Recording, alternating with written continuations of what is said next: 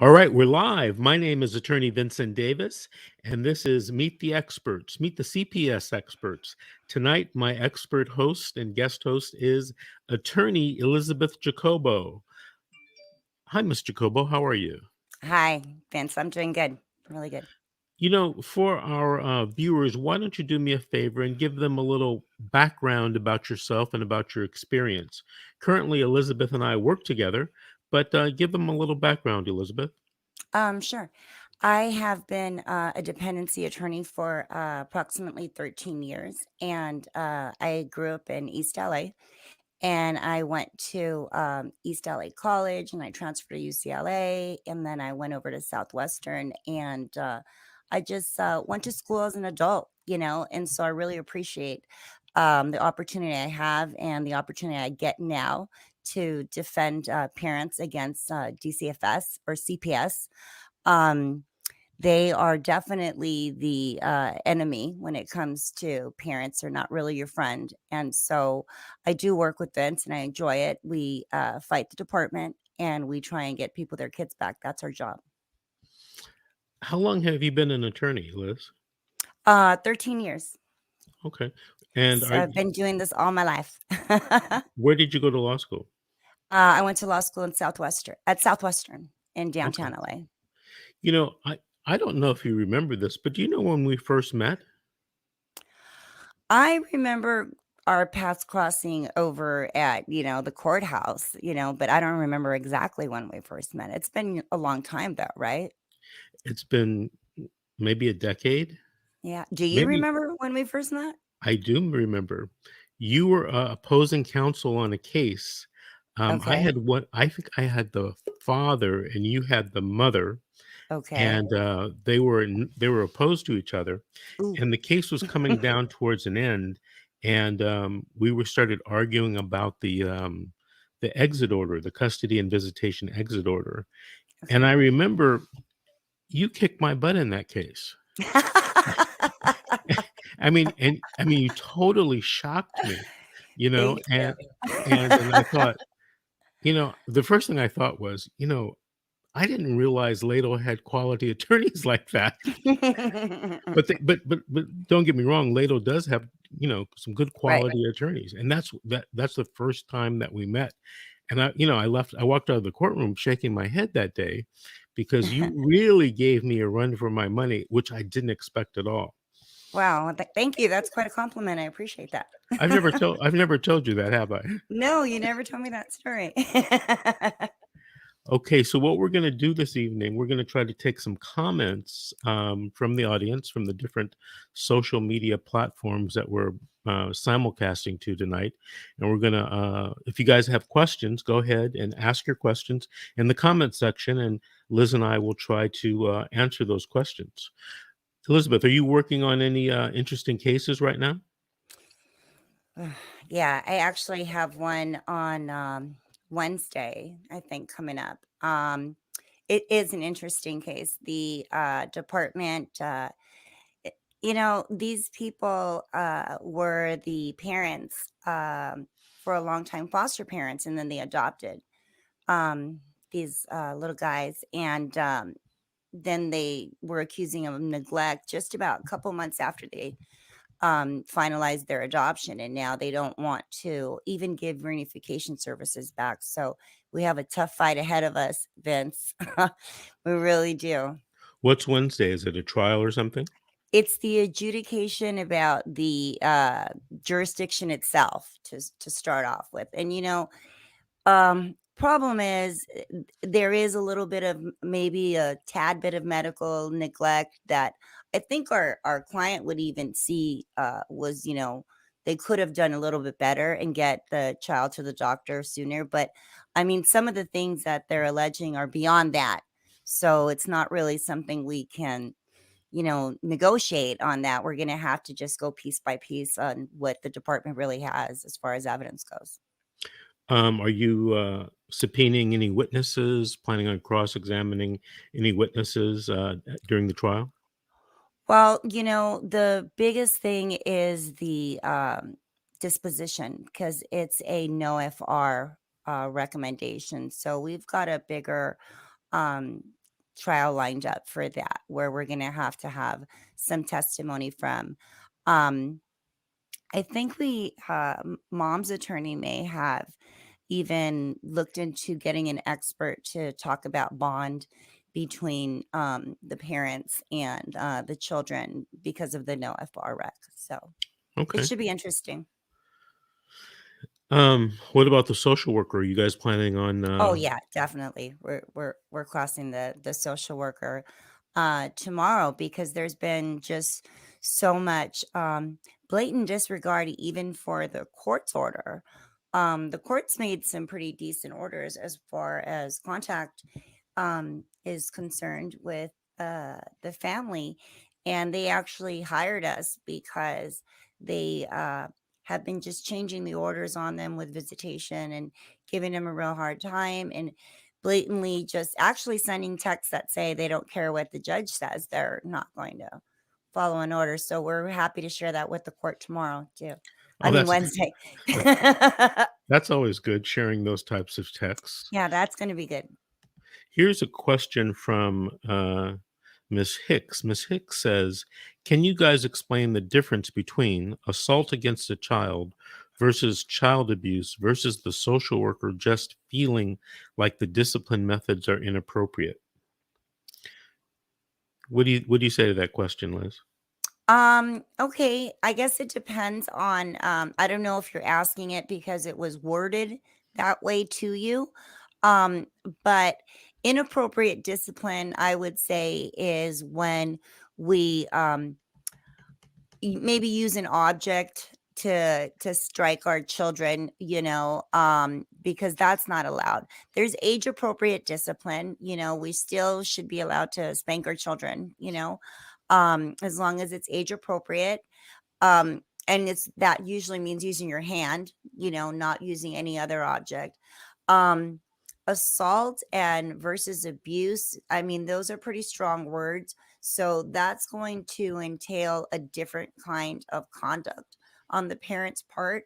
Actually, I would say using some sort of object, doing something that is violent towards the child. It just kind of depends on what we're talking about, because I mean discipline is one thing if you're spanking a child or doing a timeout thing. I don't know what kind of inappropriate discipline you're referring to, but there is a difference in that question that you asked. What do you think, Vince? Oh, I think I totally agree with you. Here's a question from Red Crossover. I've completed treatment and parenting classes and not failed one UA yet. They are going to adopt him, and they say they don't have the records of all my accomplishments. What do you Okay. think about that? So, if they're gonna adopt the child out, that probably means you're at a later phase in your trial. There's two phases of family reunification and family permanency, right? So once you come in, you're given an opportunity to get your children back. That's called family reunification. That's where you'd be doing the treatment, the parenting, the drug testing that you said you did. Um, and then you're supposed to get unmonitored, and you kind of gradually go back to getting your child back, and that's the goal, reunification.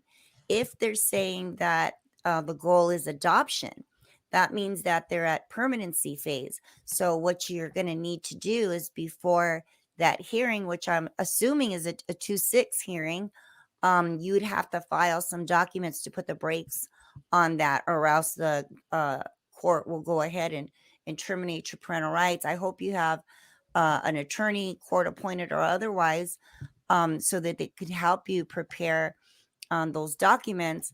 And I hope you have copies of your records of all the things that you did, because that's, some big advice I'm going to give people out there is, no matter what, you know, copies you give, make sure they're copies, and that you keep copies for yourself as well. You want to keep proof of every good works that you've done. I always recommend that people create like a calendar and use it only for their CPS stuff. There you can write down your visits, your days that you call the social worker, your times.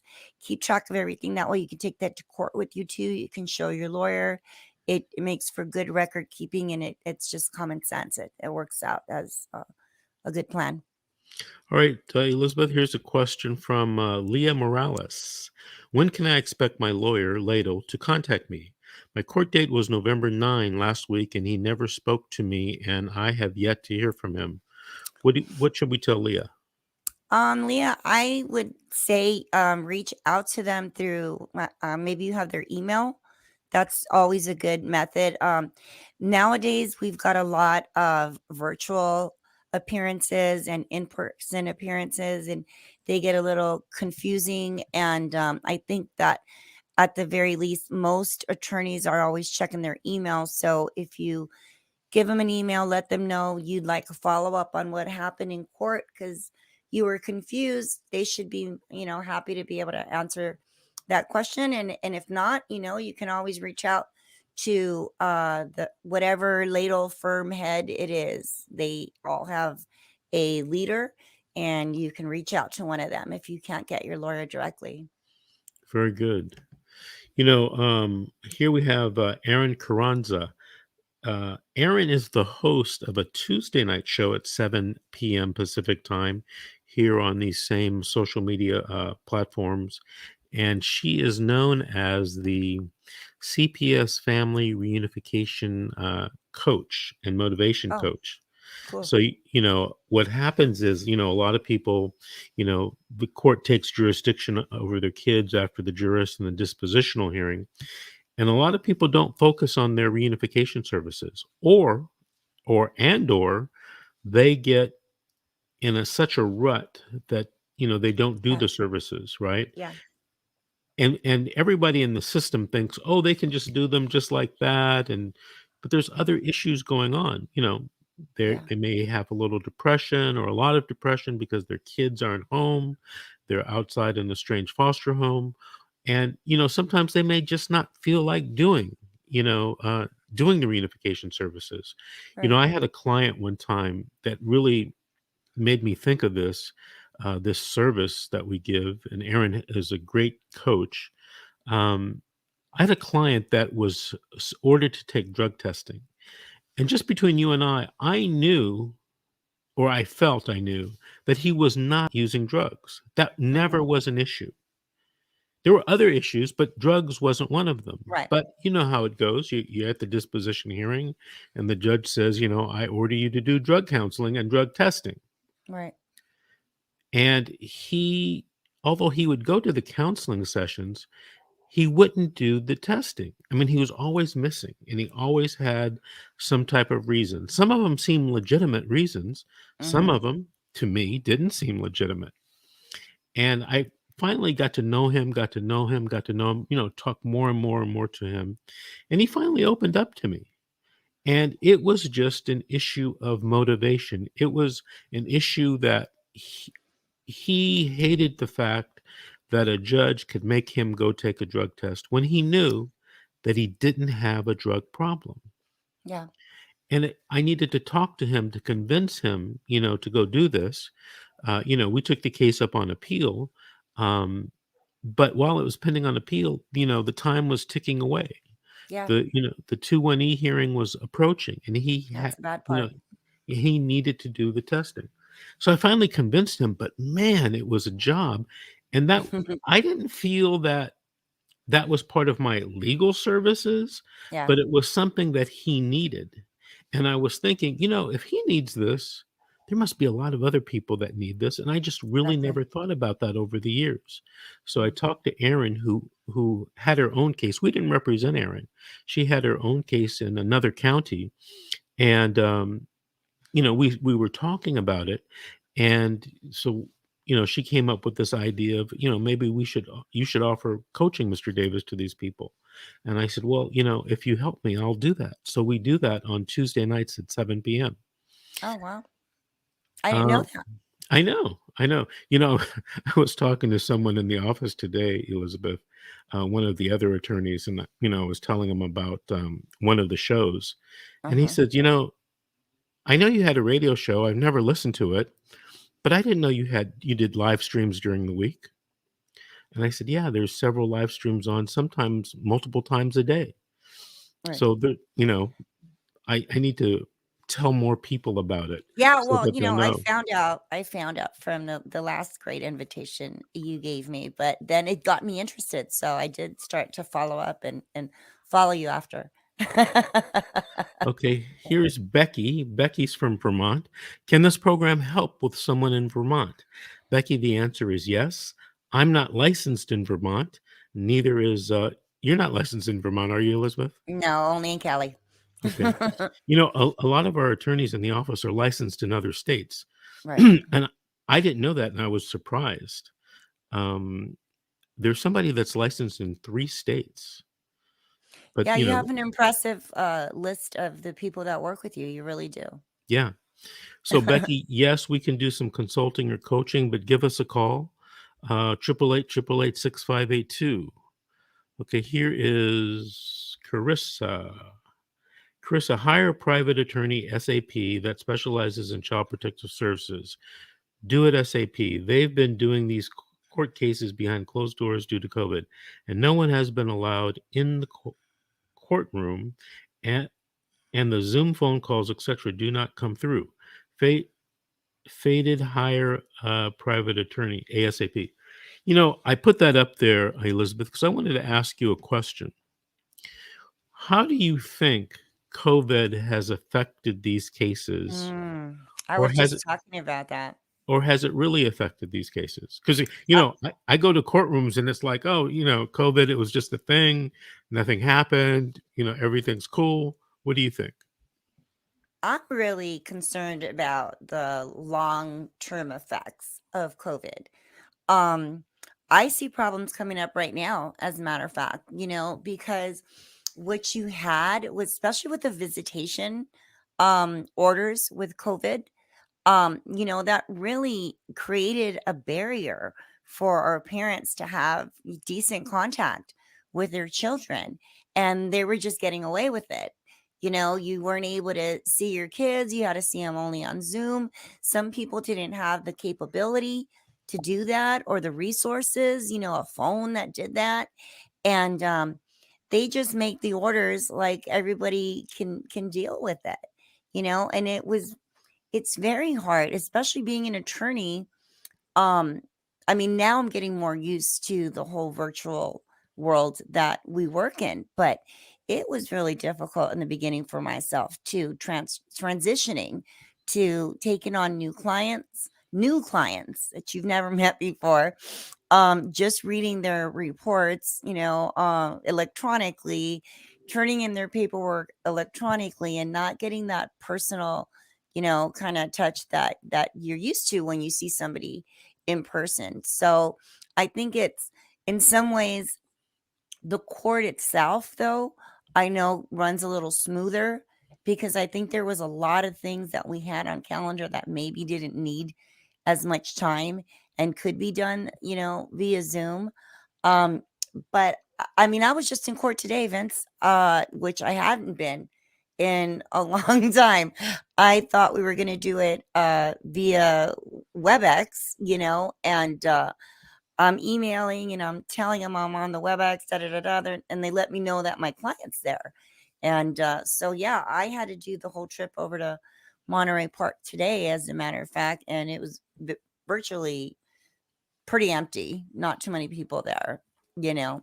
But I'm Mhm. I'm worried about the statutes, limitations, and the time frames with our clients, and a lot of them that, they didn't even get their trials heard for so long because of all the mandatory extensions that they gave, just, like a sandwich, just didn't worry about how long these kids were out of people's homes. So I think it's going to have a long-term effect.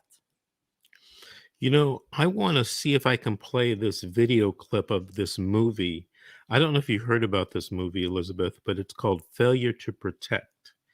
and it made Mm-hmm. its premiere at a film festival in Los Angeles a couple weeks ago, 2 or 3 weeks ago. And now it's going from film festival to film festival. But I wanted you to take a look at that and tell me what you think. Hold on.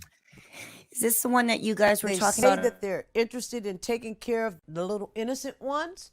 They're not taking care of our son. They told us they could do a better job than us, Doc. That's what they said.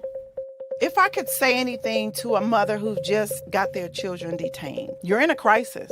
Life feels like it's over. The most important thing is regaining custody of your children.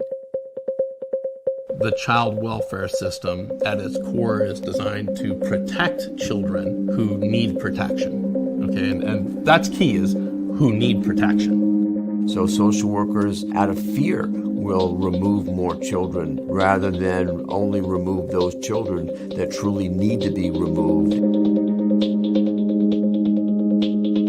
The difference between the criminal system and the child welfare system is substantial. You have more rights as a criminal than you do as a parent. You're not proving your guilt, innocence, or anything. You're proving how better a parent you are to the system. And you're just driving to be the parent.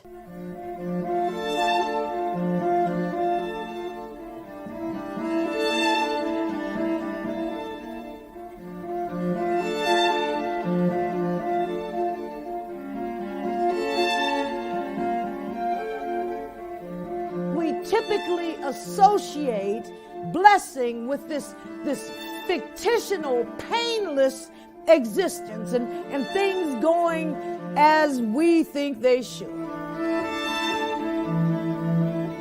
It's so frustrating when you're the parent and you feel like, the judge, he doesn't know. And like you said, who is he going to believe? The parents accused of these horrendous allegations, or the social worker? Why would she lie about it? The kids are traumatized, and the one person that they need to go to is still unsure what really happened. Were there signs there? Were there no signs? Did I miss them? Did I catch them? At this point, I honestly don't know.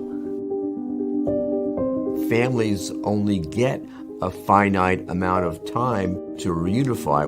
The families are destroyed, sometimes never to come back the same. Come here, bitch. Kids are not safe in child protective services. So my son went special.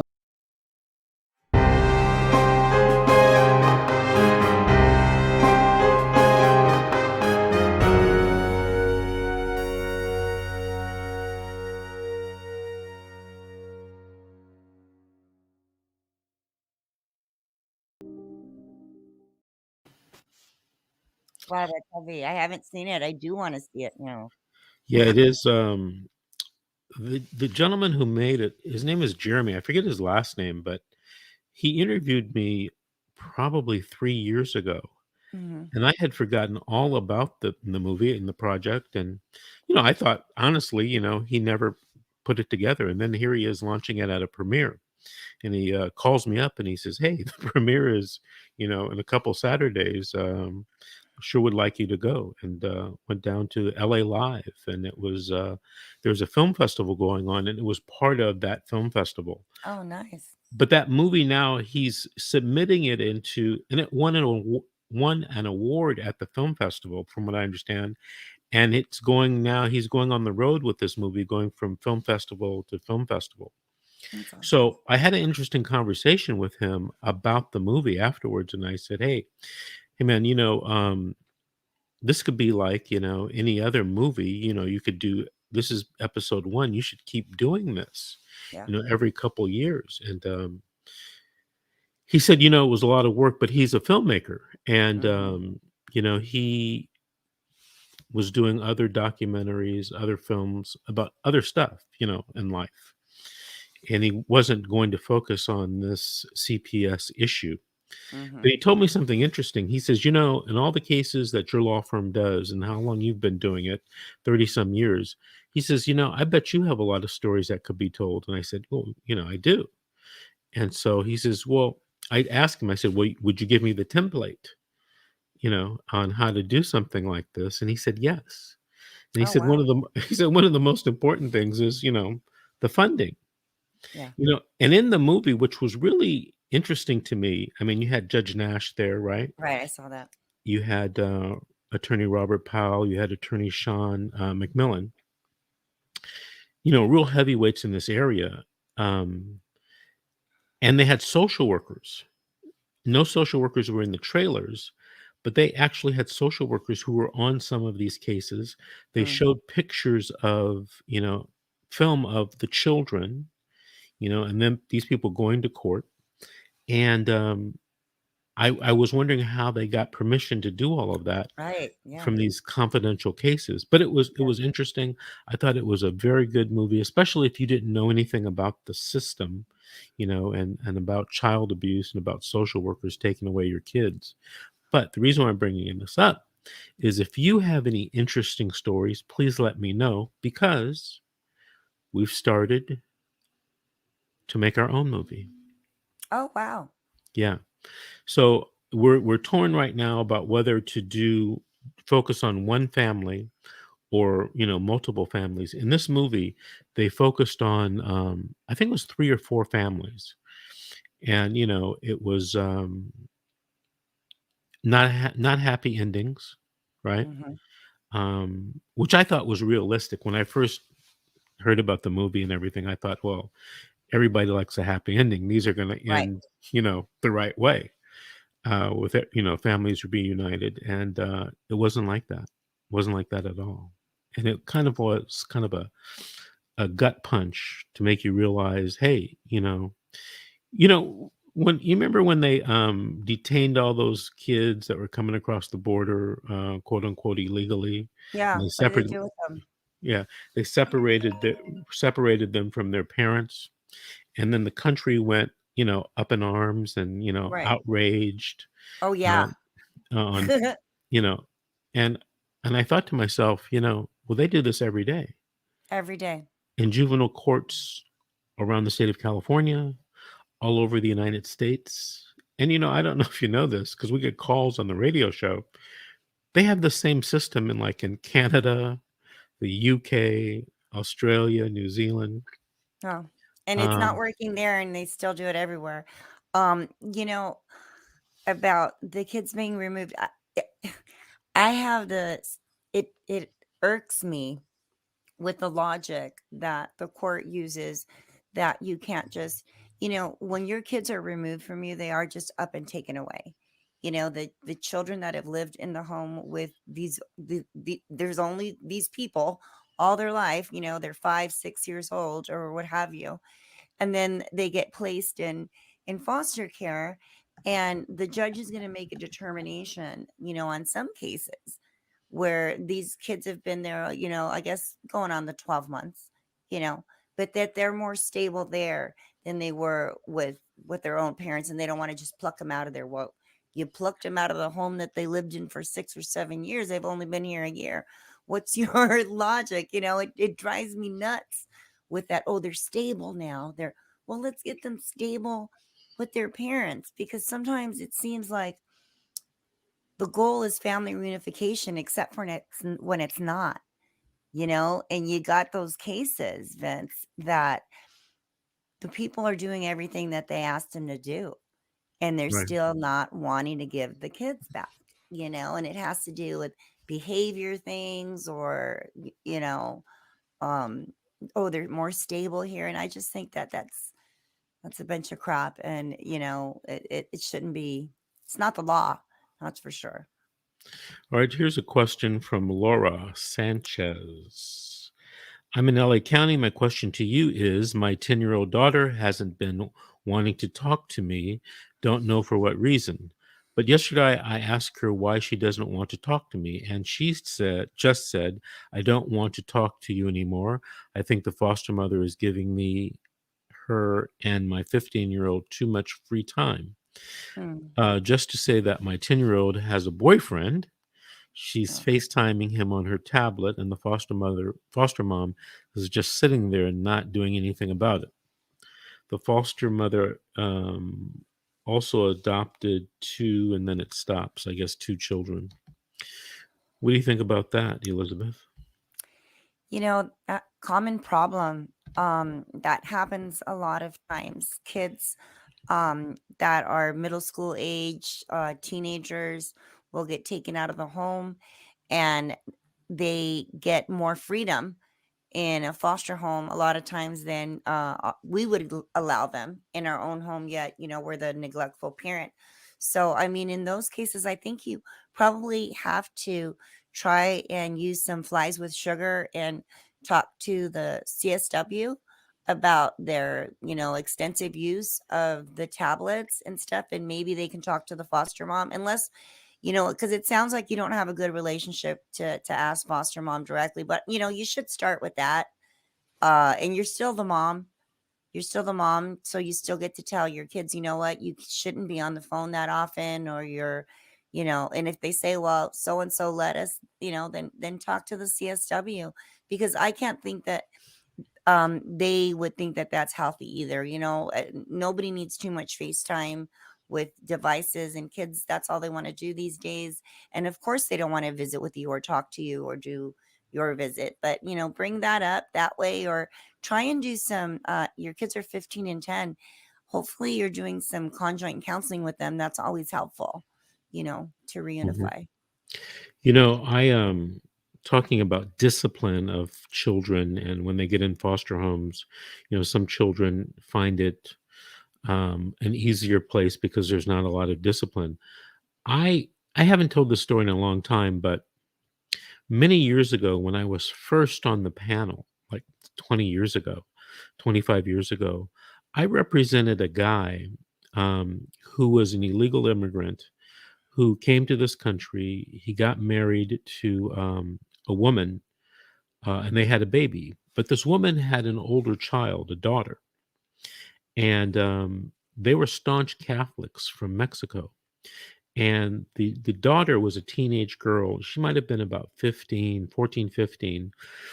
And he, as the stepfather, wouldn't allow her to go out on dates. And she was pissed. And she made an allegation that he sexually abused her. Bingo.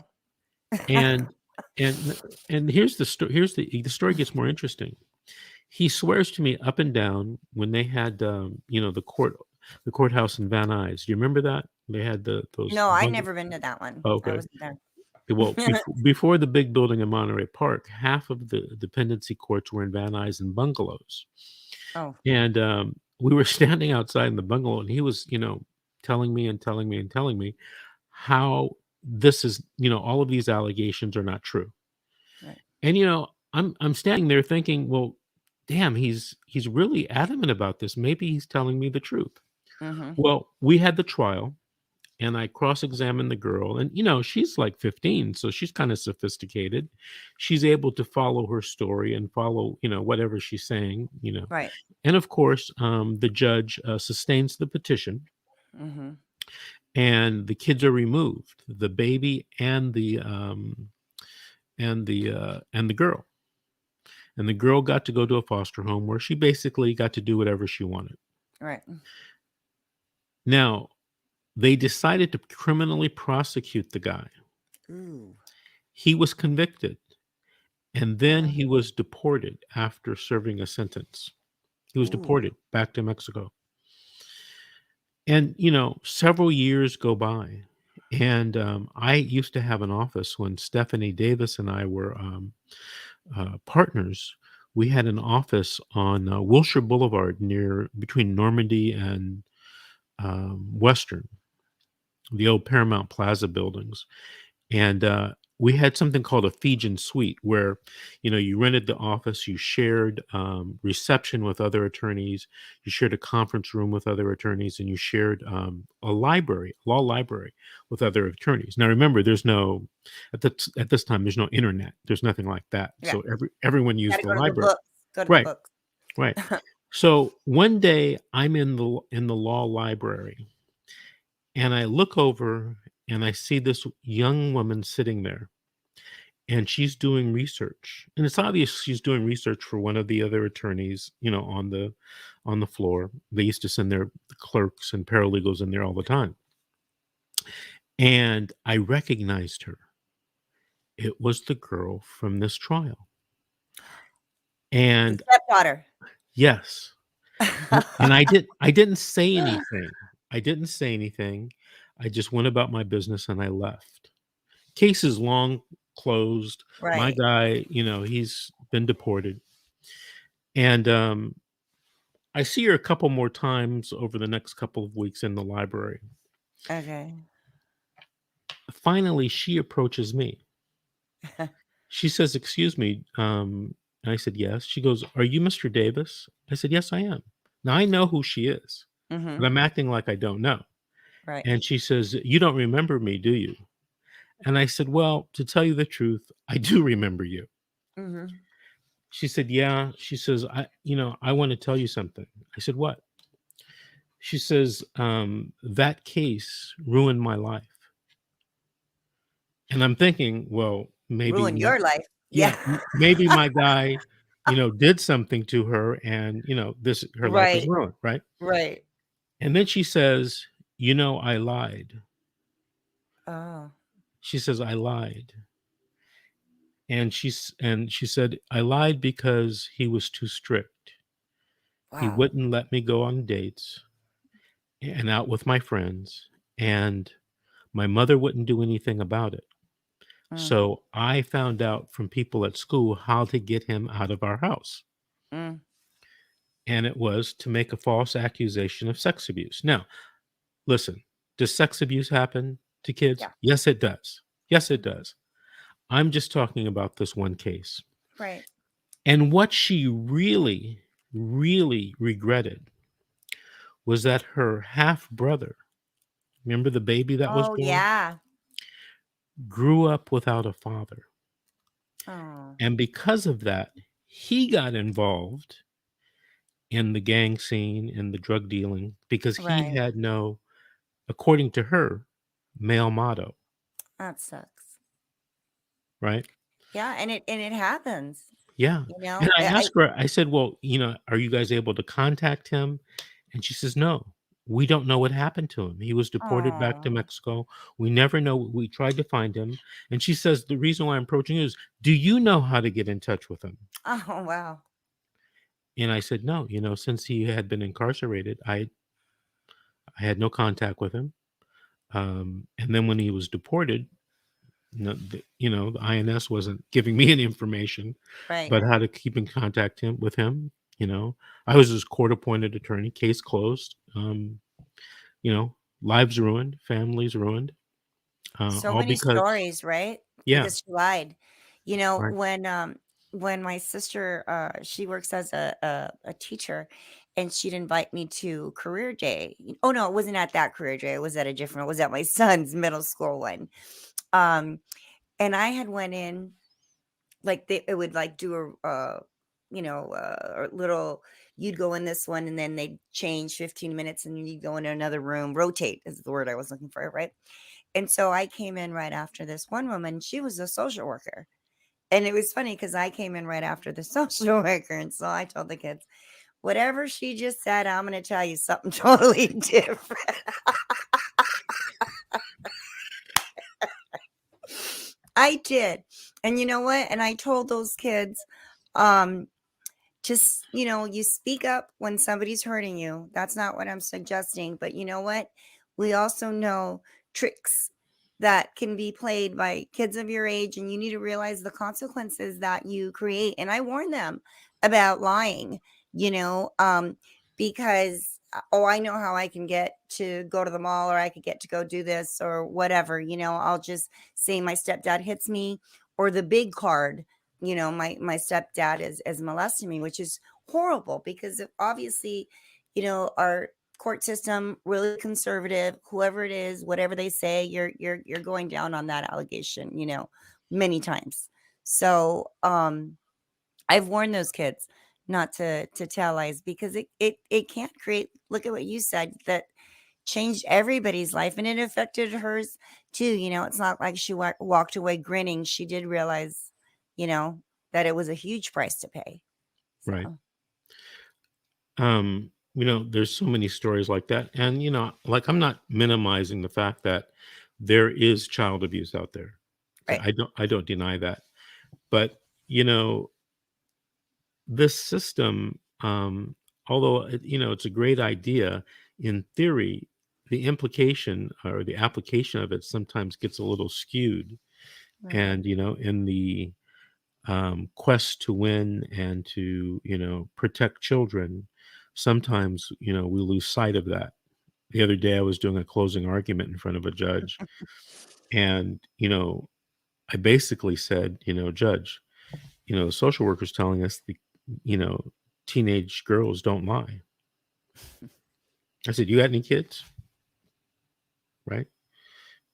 Everybody lies at some point. And some point, they'll tell a lie and it starts to snowball. Right. And I often wonder, what would I do if I were the judge? Yeah. Right? What would I do? And when I think about that, I think, that's a really hard job. It is. A really hard job.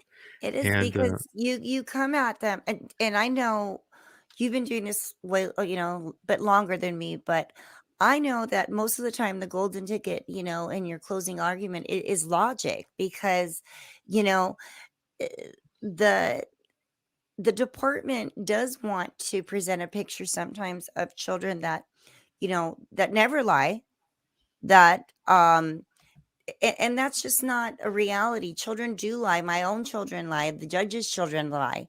Everybody tells a little tale here or there. So for them to take what these kids say, especially when they're really little, and how about when they take really little kids' statements and they act like that was, it had to be true because she was 4 years old and she said it, so, and they use that as reliable evidence right, to take kids away from people every day. And it's not right. cool.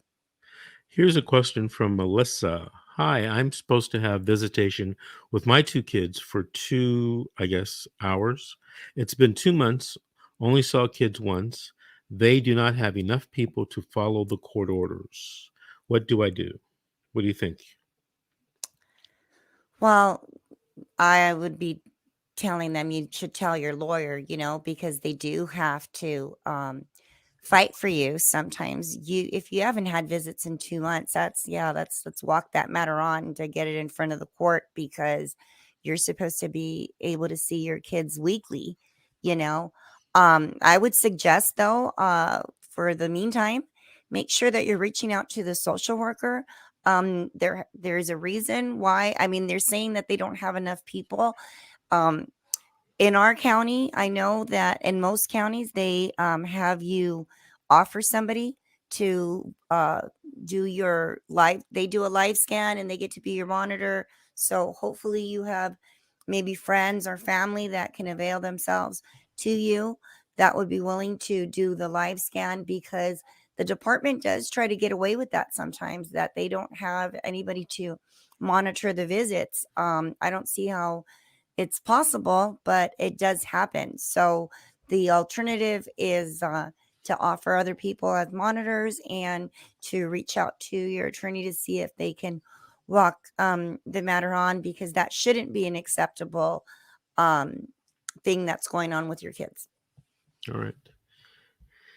I can't pronounce the name on this one, but it says, if a mother lost rights to her children to the father, is she allowed to be in the children's lives if the father is okay with it? What do you say, Okay. Elizabeth?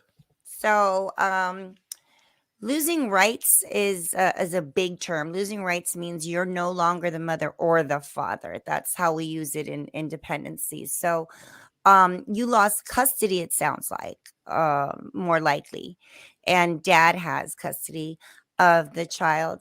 If there is limitations in that custody order that says, the children are not to be allowed around the mother or something to that regard, then there's your limitations. If there's none, if it just gives dad custody and it says he can, monitor the visits or whatever, I mean, I don't see why you couldn't be allowed in the kids' lives. If dad's okay with it, maybe you guys should go and try to modify that order back in family law and have that order changed so it could be legal and you can have appropriate, contact with your kids.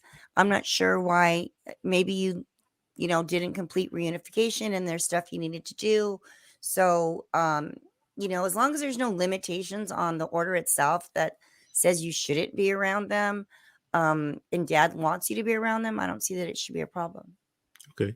Here's Casey Metz. Casey says, question. Judge ordered the department to give a transition plan. They refused. Judge said she's ordering family maintenance in December with or without the transition.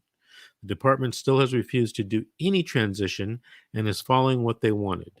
What happens if the department refuses to give the kids back after it's court ordered?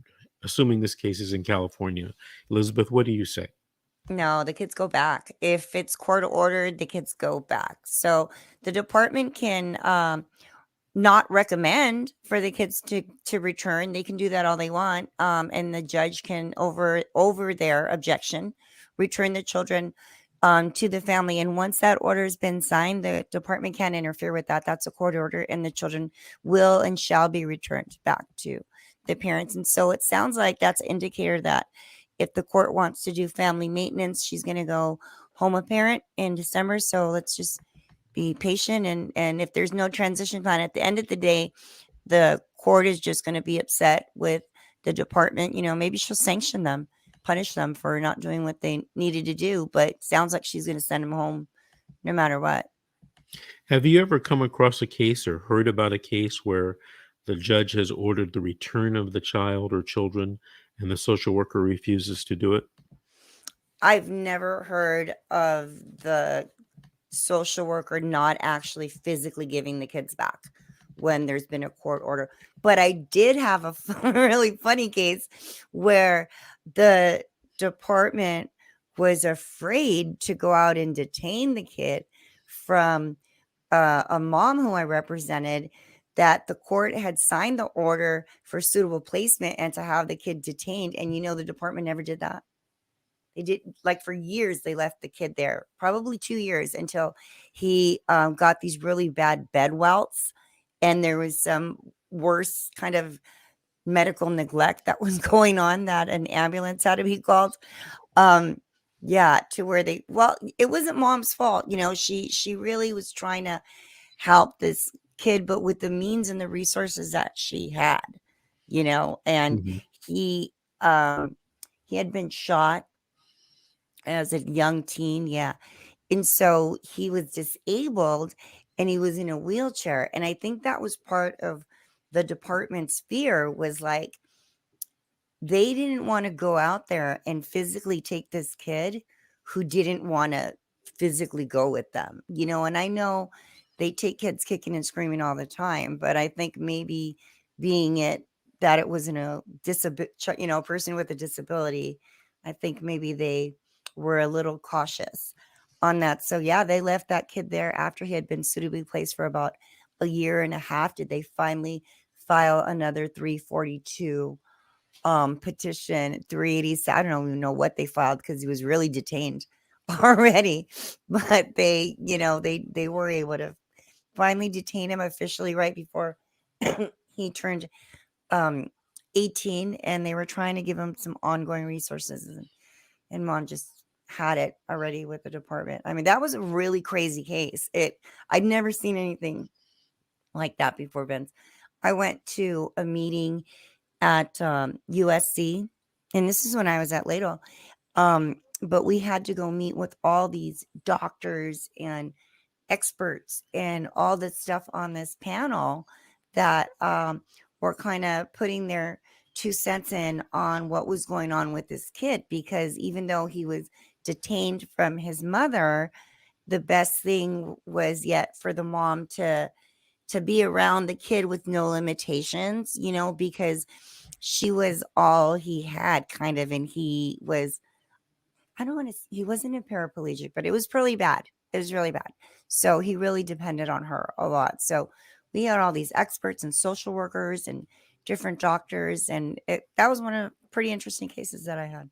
So, In the years that you've been doing this, Elizabeth, what's probably the saddest or the story that's affected you most as a human being, not as a lawyer, but as a human being in doing these cases? probably one where I represented this young guy, and he was in a relationship with mom. They were probably like 17, 18, something like that. And it was a shaken baby case, you know. And he ended up going to, I don't know that he got convicted at the end, but they were holding him in juvenile custody for being the alleged perp of the case. But here's the sad part. We think it was mom, and when you're on these cases, it's really hard to be like, uh, get against each other, especially if they already got a fall guy, because you want the other parent to get family reunification. So that's kind of part of strategy that happens in these types of cases where they don't want to give you FR, you know? And dad wanted us to just keep quiet because he wanted her to be able to get the baby back, and the sad thing was that at the end of the day, nobody got that baby because Miner's attorney, she just knew that it was the mom. I mean, she just, why? Because mom was really young. She really didn't want the baby in the first place. The only caretakers were really the mom and the dad, you know, and I think the grandma, I think they lived there or something, but she would like call the grandmother from the bedroom in the same house to say, can you come get the baby? Because she's crying. And, she couldn't deal well with the baby. And then what turns out is it was shaken baby. And yes, there was a little to worry about at the time, but then the baby turned out to be fine. And, the sad thing was that she ended up getting adopted out to another family because our client sadly didn't get the baby back. I think I want to say the good news was the criminal thing didn't hold with him either. So that was the good news. But he did stay in jail for a while, and they did lose their only baby, and I know that was just a sad story for me. What about yours? I've got a couple, but I'll tell you this one. I was going to say there was some humor in it looking back on it, but at the time it was not humorous. Right. I represented a guy who allegedly was a gang member, Mhm. and he had been accused again of sexually abusing his daughter, who was like 5 or 6. Bio? Hmm? His bio kid? Yeah. Okay. And he swore and he was arrested for it. So he was in Mhm. jail. Mhm. And he swore to me up and down that he would never do this, and he nobody could even know about the allegations because he's in jail, gang Right. member accused of sexually abusing his own daughter. That's I not mean, good. his future wasn't looking good. Mm-mm. But he swore to me up and down that he didn't do it. And the county council, who but I won't mention their name, I probably was know exactly who it is right now. was telling me or was trying to convince me to give me a deal, you know, uh, to make this thing go away. Mhm. And my client told me, he says, Vince, I can't do it. He says, if I plead no contest to this, I'm a dead man. Right. And, so he was very serious about it. So we got to go to trial. And I'm thinking, this is not, I'm thinking, I'm going to try my hardest, but this is not going to turn out well. But anyway, we go through the trial, and the county council, who happens to be retired, she's questioning the girl, and, the girl's giving all the right answers. Now I know exactly what it is. She's giving, the girl's giving all the right answers. Mm-hmm. And so the judge, we're in chambers, and the judge looks at me and says, Mr. Davis, you're a witness. Mm. So, you know, I tried to develop a relationship with the little girl, and I guess I was successful because I say to her, it just came out of nowhere, like, you shouldn't be asking this question, but I'm gonna do it anyway. Mm-hmm. And I said to her, the little girl, I said, you see that guy right there? And I pointed at the judge. Uh, I said, he touched you too, didn't he? And she looks around and she says, yeah, he did. oh my God. Right. And then I said, well, he touched you down here in your private parts. And she looks around. Yeah, he did do that. Wow. And I pointed to someone else in the room, another male. I said, and he touched you too, didn't he? And at this point, the County county council's counsel, dying. she's objecting, like, objection. Right. And the judge says, what are you objecting to? And she says, improper hypothetical. And he looks at her for like 5 seconds and just says, overruled. Overruled. So she said, the little girl admits to touching this other guy. And then I say to her, and I touched you too, didn't I? And she says, yes. Taking a chance on that one, huh? Yeah. So as it turns out, I continue my questioning. And I didn't know this because my client had never told me this. But my client, quote unquote, gang member, Uh-huh. mother strung out on drugs, right? Mother's mother was a big time LA County sheriff Oh, wow. who had the kid. And I guess she wanted to make sure that my client didn't get out of jail. Right. She's going to save the grandkid and the daughter, Mm-hmm. right? Because my Yeah. client got her involved in drugs, Mm-hmm. allegedly.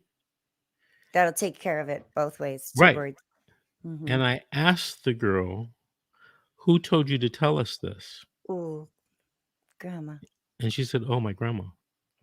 Yep. I've gotten lucky on one of those before too. Did anybody tell you to say that? My grandma, Right. sometimes you can feel them, but you can also have a not so great moment when Right. they You can go down in flames, taking risks like that. Well, you know what? I thought it was funny. I had one the other day, and first kid testifies, and no, I'm afraid. I don't even want to have a visit by myself. I'm like, oh my God, I'm dying on this one, right? I didn't call them. I had not called them. Minors counsel called them to prove her point, right? But the last kid testified, and he was my boy. I love that sweet child because they said, so your mom wants to be able to take you home today.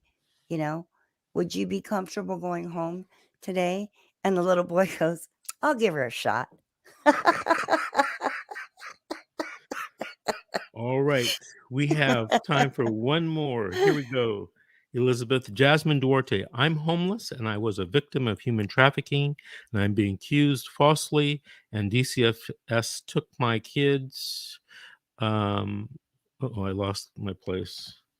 I'm being accused falsely and DCF took my kids. My baby is 3 months and I did all drug tests and it's clean. And she said 7 days and 2 months and nothing. I'm not sure what she refers to that.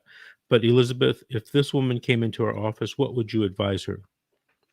Well, first of all, I want to be concerned with her safety too. It says she's homeless and a victim of human trafficking. I don't know if you can get yourself into some sort of shelter that might help you with where you're staying while you're doing services to try and get your kids back. Okay. Because you need to focus on getting your kids back because there's time frames and you don't have a lot of time to prove that you can get them back. And sometimes if you're in a homeless shelter, they can help you with all those programs. I know Salvation Army has a great program. I don't know of any others. I don't know about you, Vince, but sometimes if you get into a good program, you can really build everything up. So that way you can get services there. They can help you get your visits. You can help you transition to actually getting your kids back, because it's a really hard road to get your kids when you got nobody to help you and you're homeless and you're trying to do things that you're court ordered to do. That's a tough one, hun. So I would look for some shelters or any kind of help that way. Okay, Jasmine, I hope that helps you. Elizabeth, we've come to the end of our hour. I Wow, want that to was thank fun. you.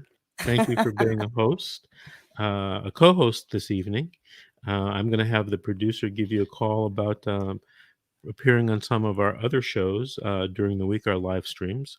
I want to remind everybody that tomorrow, one of our flagship shows is CPS Family Reunification Coaching and Motivation with Coach Aaron Carranza. So everyone, please tune into these same social media platform and channels, and listen to Aaron and her guests tomorrow night.